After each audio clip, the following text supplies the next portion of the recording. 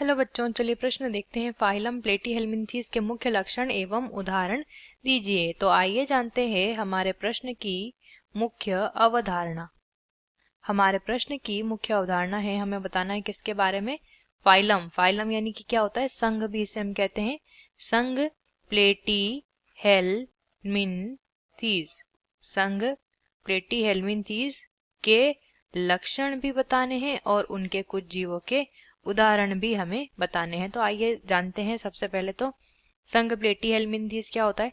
ये जो संघ होता है प्लेटीहेल्मिन्थीस, इसमें ये देखिए दो शब्दों से मिलकर बना है, जिसमें प्लेटी का अर्थ होता है चपटे, प्लेट यानी कि चपटे, और हेल्मिन्थीस, हेल्मिन्थीस का मतलब होता है वर्म या कृमि। ठीक है, ये तो चपटे कृमि इसके अंतर्गत आते हैं। ये तो हुआ प्लेटीहेल्मिन्थीस का जो है मतलब। अब हम देखेंगे इनके लक्षण। इन प्राणियों के क्या लक्षण होते हैं।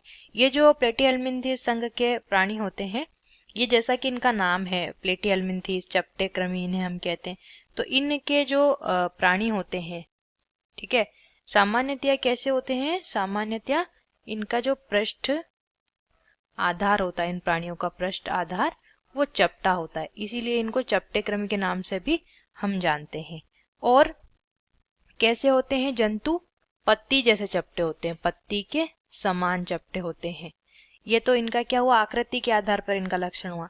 अगर हम बात करेंगे इनके आवास की, तो ये कैसे होते हैं, स्वतंत्र जीवी होते हैं, स्वतंत्र जीवी होते हैं। और अधिकतर प्राणी कैसे होते हैं, जलीय आवास में रहते हैं, तो इसलिए इन्हें हम जलीय प्राणी भी कहते हैं।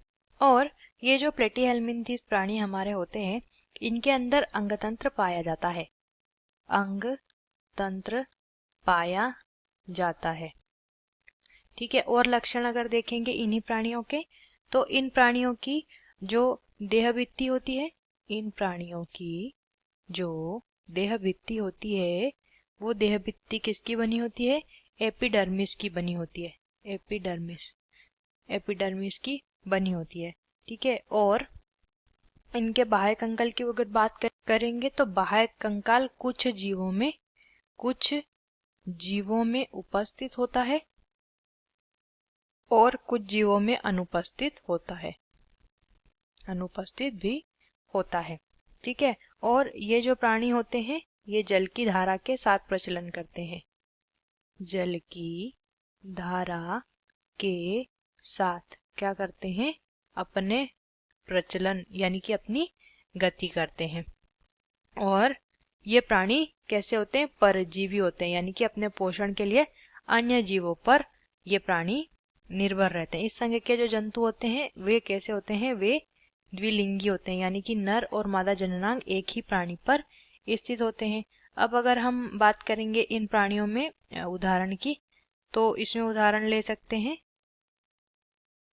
लीवर फ्लू किसके अंतर्गत आता है, लीवर फ्लू इसके अंतर्गत आता है।